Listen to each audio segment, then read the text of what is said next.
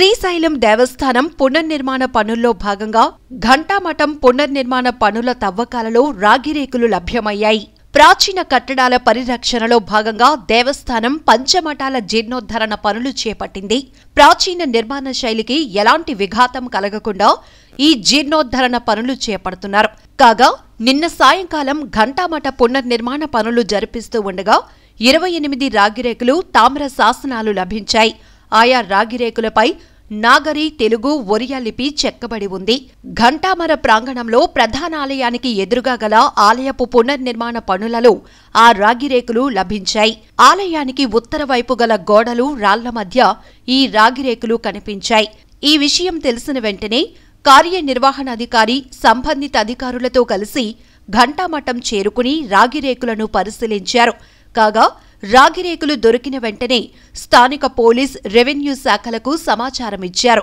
స్థానిక circle inspector Ravindra, మండల revenue inspector G Ravi, స్థానిక వీఆర్ఓ నాగచంద్రుడు ఘంటామఠానికి చేరుకుని రాగిరేకులను పరిశీలించారు.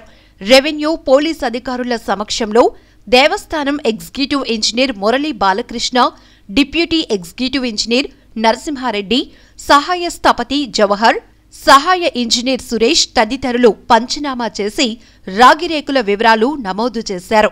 వివిధ సైజులలో ఈ రాగిరేకులు లభించాయని స్థానిక తెలుగు విశ్వవిద్యాలయం ఆచార్యులు ప్రొఫెసర్ ఆర్ చంద్రశేఖర్ రెడ్డి తెలిపారు. ఈ రాగిరేకులను పరిశీలించారాయన.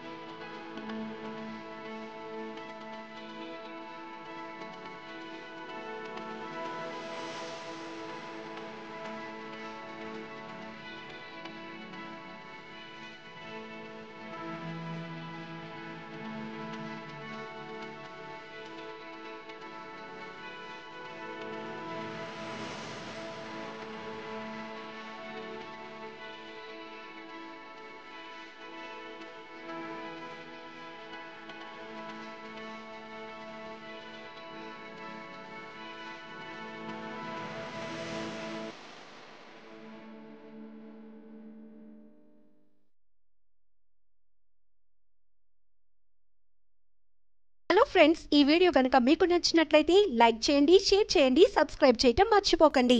లేటెస్ట్ అప్డేట్స్ కోసం ఇక్కడ కనిపిస్తున్న బెల్ ఐకాన్ని క్లిక్ చేయండి.